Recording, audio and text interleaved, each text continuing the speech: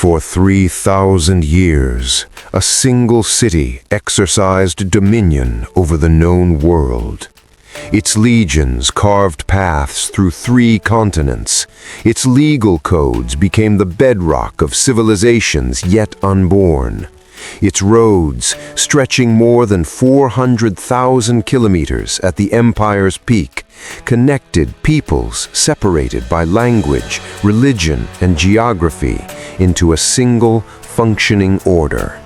And the reach of its power was so profound that more than 2,000 years after its founding, the architecture of Rome still shapes modern governance, engineering, jurisprudence, and culture. Yet Rome did not begin as an empire. It did not begin as a republic, nor as a dominant force of any kind. It began as a modest, vulnerable settlement on the banks of the Tiber River, surrounded by hostile neighbors, constrained by limited resources, and competing for survival against more established peoples. The question, then, is not simply how Rome ruled the world.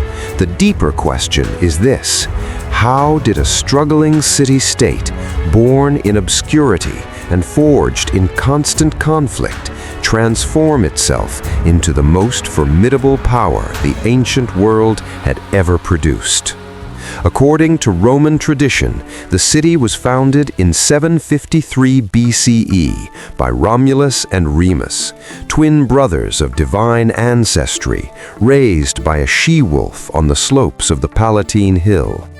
Whether this account reflects historical memory or mythological invention matters less than what it reveals about Roman identity itself. Survival, struggle, and providential resilience were not merely stories the Romans told about their past. They were the values the city embedded in its civic consciousness. Early Rome was unremarkable by the standards of the ancient Mediterranean. It was one community among dozens competing across the Italian peninsula, flanked by Etruscan city-states to the north, sophisticated Greek colonies along the southern coasts, and rival Latin tribes in every direction.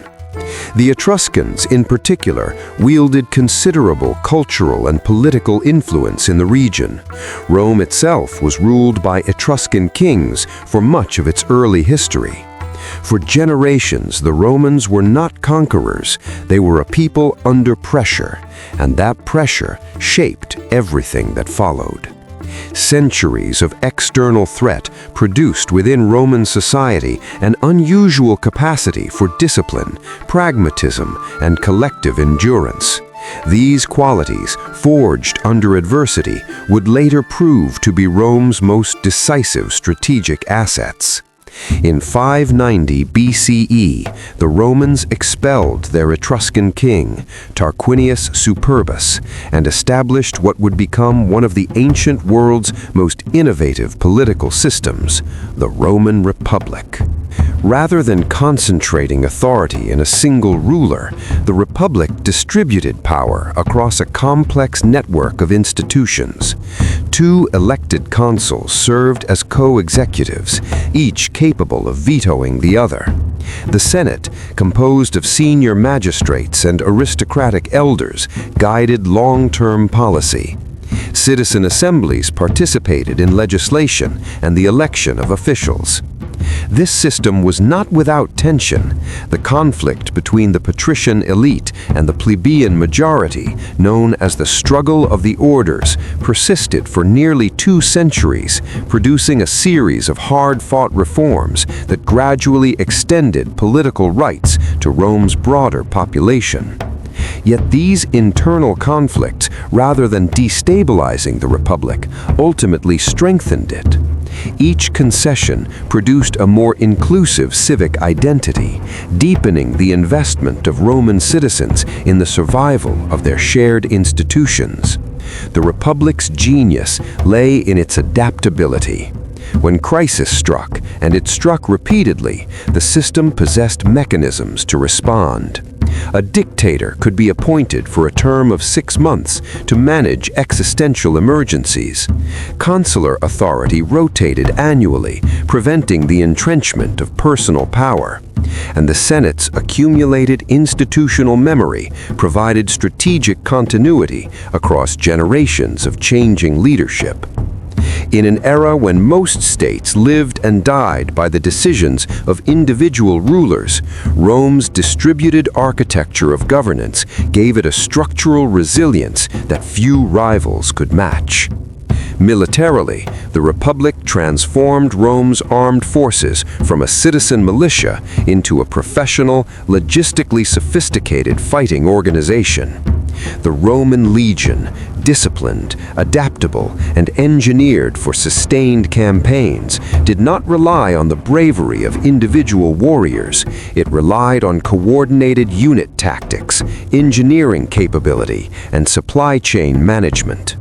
Roman soldiers were trained to construct fortified marching camps each night in hostile territory, build roads as they advanced, and maintain operational effectiveness far from home.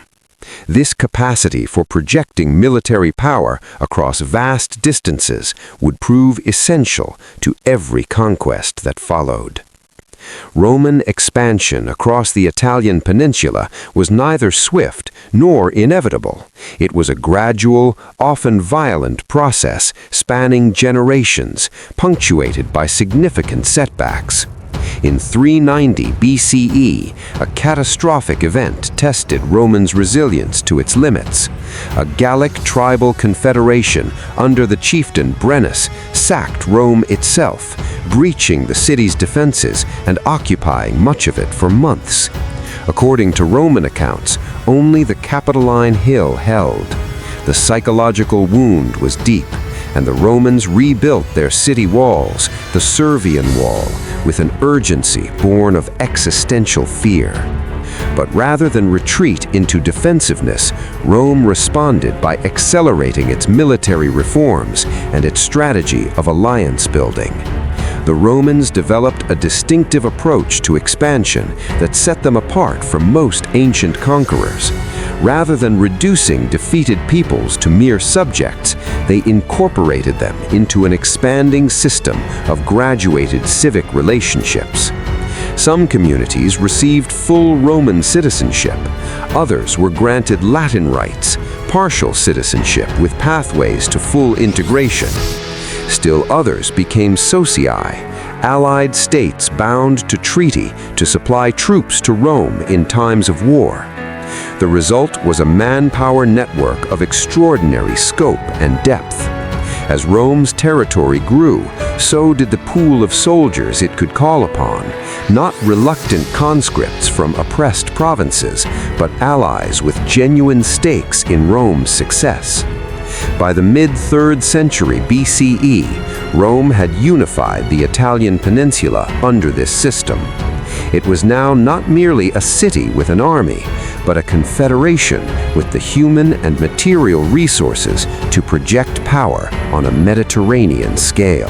The 300-year-old Mediterranean world of the 3rd century BCE was not a vacuum waiting to be filled.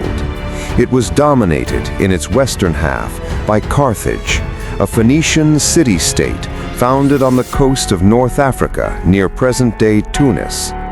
Carthage commanded a sophisticated commercial empire built on maritime trade, controlling key routes across the western Mediterranean through a network of colonies, naval bases, and client states. Its navy was among the most powerful in the ancient world. The collision between Rome and Carthage was, in historical retrospect, inevitable. Two expanding systems of power, each pressing against the boundaries of the other's sphere, could not coexist indefinitely. The catalyst came in 264 BCE on the island of Sicily, where a local dispute drew both powers into direct confrontation. The resulting conflict, the First Punic War, lasted 23 years and fundamentally transformed the nature of Roman ambition. The early phases of the war exposed a critical vulnerability. Rome had no navy. Carthage, with its centuries of maritime experience, held overwhelming superiority at sea. Roman armies could win on land, but Sicily and the broader Mediterranean would be decided by naval power. Rome's response exemplified the adaptive genius that would define its rise. Roman engineers reportedly captured a beached Carthaginian warship, studied its construction, and oversaw the rapid production of a Roman fleet. According to ancient sources, more than 100 vessels built in approximately 60 days. More inventive still was the corvus, a spiked boarding bridge mounted on the bow of Roman warships. When deployed, it locked onto enemy vessels and allowed Roman soldiers to transform naval engagements into the kind of close-quarters infantry combat at which they excelled. The innovation neutralized Carthage's tactical advantage. At the Battle of Mylae in 260 BCE, Rome achieved its first significant naval victory. After 2 decades of grinding attrition, Carthage sued for peace in 241 BCE. Rome gained Sicily, its first overseas territory, and the strategic foothold from which its Mediterranean empire would grow. But the defining confrontation was yet to come. In 218 BCE, the Carthaginian general Hannibal Barca launched one of the most audacious military campaigns in recorded history. Rather than engaging Rome by sea, he marched an army of some 38,000 infantry, 8,000 cavalry, and 37 war elephants from Iberia through Gaul and across the Alps in the depths of winter, a feat of logistical ambition that stunned the ancient world. Hannibal descended into northern Italy not merely as an invader, but as a strategic artist intent on destroying Rome's alliance system from within. The results were catastrophic for Rome. At the Battle of the Tiber River in 218 BCE, and then at Lake Trasimene in 217 BCE, Hannibal annihilated Roman armies through brilliant use of ambush and terrain. Then came Cannae in 216 BCE, a name that has echoed through military history ever since. Encircling a Roman force estimated at 70,000 to 86,000 men through a masterful double envelopment maneuver, Hannibal's army killed between 47,000 and 70,000 Roman soldiers in a single afternoon. It remains one of the highest single-day casualty figures in recorded military history. Military academies across the world still study Cannae as the paradigmatic example of tactical encirclement. Yet Rome did not capitulate. This is perhaps the most remarkable aspect of the entire episode. With its armies shattered and its allies wavering, the Senate convened and adopted a new strategy, one of deliberate, grinding attrition. Under the guidance of Quintus Fabius Maximus, Rome avoided pitched battle with Hannibal and instead systematically attacked Carthaginian supply lines, denied the general the decisive engagement he needed, and redirected military energy toward Carthaginian holdings in Iberia. The strategy was politically unpopular. Fabius earned the nickname Cunctator, the delayer, but it was strategically sound. While Hannibal remained stranded in Italy, unable to besiege Rome without siege equipment and unable to force a final engagement, the Roman general Publius Cornelius Scipio, later known as Scipio Africanus, carried the war directly to Carthaginian territory in North Africa. Stripped of its Iberian resources, threatened at home, Carthage recalled Hannibal. The two commanders met at the Battle of Zama in 202 BCE. Scipio, having studied Hannibal's tactics and prepared a cavalry response, defeated the man who had come closest to anyone to destroying Rome. The Second Punic War ended. Carthage was reduced to a client state. The Third Punic War, from 149 to 164 BCE, was less a war than an execution. Rome, responding to perceived violations of the peace treaty, besieged and then utterly destroyed the city of Carthage. Its population was killed or enslaved. Its buildings were razed. Roman historians record that the city burned for 17 days. Whether the famous account of the Romans salting the earth to prevent future agriculture is historical fact or later legend, the symbolic intent is clear. Carthage was not merely defeated, it was erased. With its greatest rival eliminated, Rome stood unchallenged as the dominant power of the Western Mediterranean. With Carthage destroyed, Rome turned its attention east toward the fragmented successor kingdoms that had emerged from the empire of Alexander the Great. Macedonia, the Seleucid Empire, the Kingdom of Pergamum, Egypt under the Ptolemies, each represented a theater of Roman strategic interest. One by one, through a combination of military force, diplomacy, and economic leverage, these kingdoms were brought under Roman influence or direct control. The conquest of Greece, completed by 146 BCE, the same year Carthage fell, was as much cultural as it was military. The Romans were simultaneously awed and transformed by Hellenic civilization. Greek philosophy, art, architecture, and rhetoric flooded into Rome through the spoils of war and the migration of educated Greek slaves and freedmen. The poet Horace would later observe that captured Greece captured her savage conqueror, that Rome, in conquering the Greek world, had been conquered by Greek culture. Latin literature, Roman visual arts, and Roman intellectual life were permanently reshaped by this encounter. By the 1st century BCE, Rome's dominion extended from the Atlantic coast of Iberia to the eastern shores of the Aegean, from the Rhine frontier in the north to the deserts of North Africa in the south. It was an empire in everything but name, and the political system that had governed it, the Republic, was straining under the weight of its own success. Conquest brought wealth, and wealth brought inequality. The spoils of Rome's victories enriched the senatorial elite while displacing the small farmers who had formed the backbone of the Republic's citizen soldier army.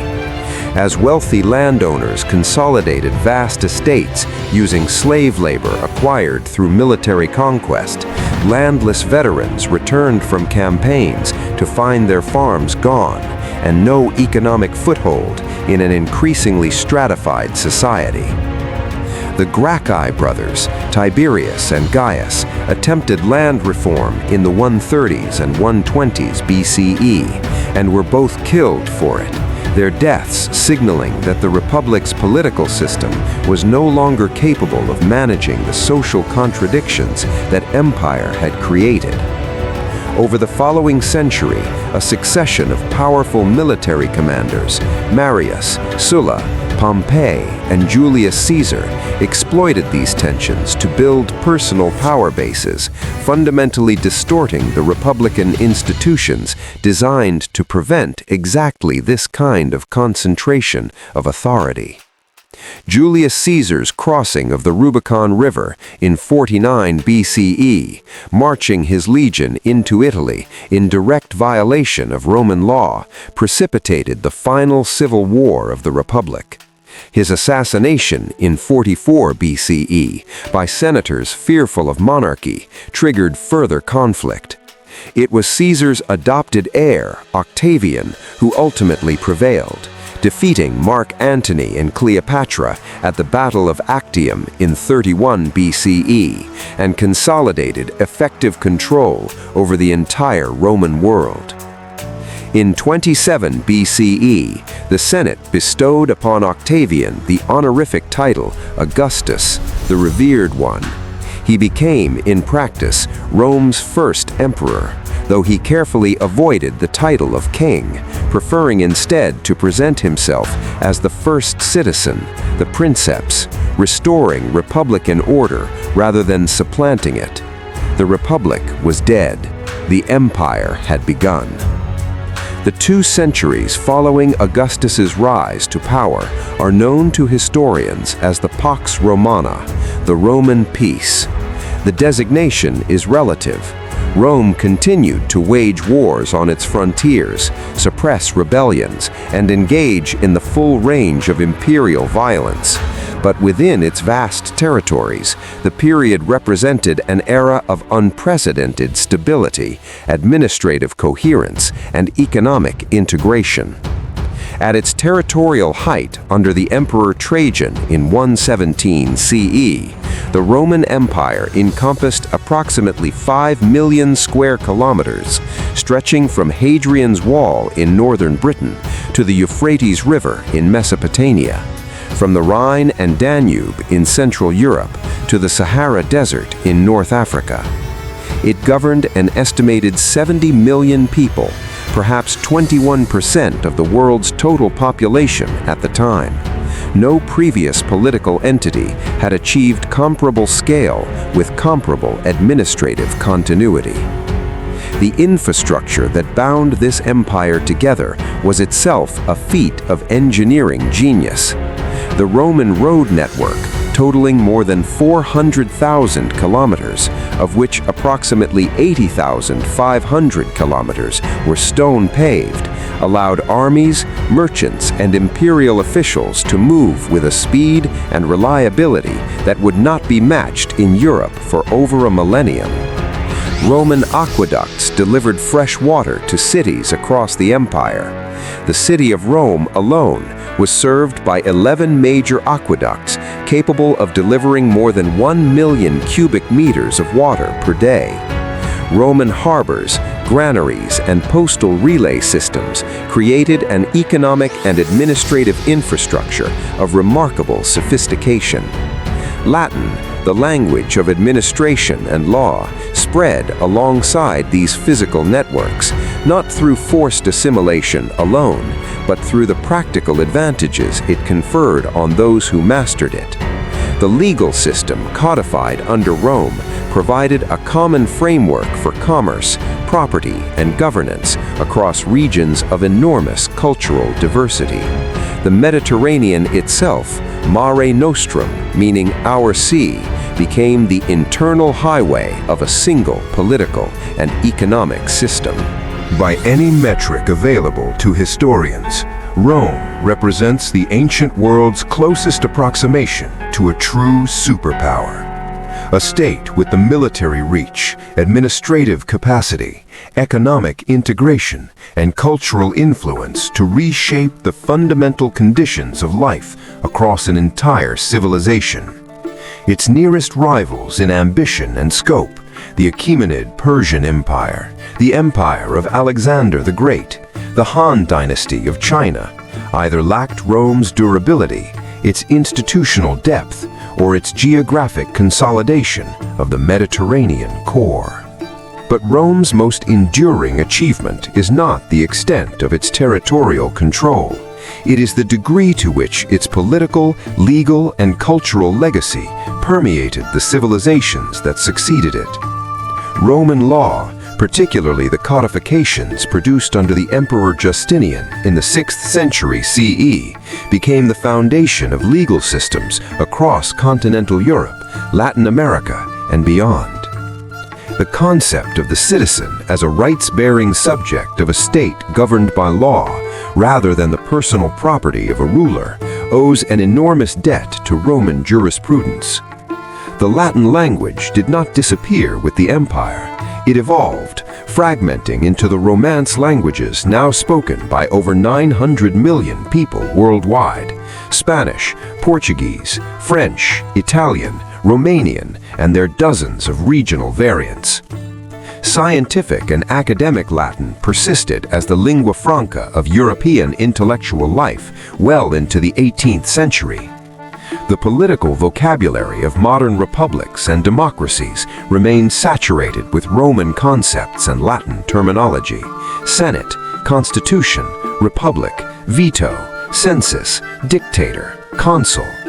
The very idea of a separation of powers, foundational to modern constitutional design, draws on the Republican Roman experience of distributing authority across competing institutions to prevent tyranny. Even the calendar by which the modern world measures time is a Roman inheritance.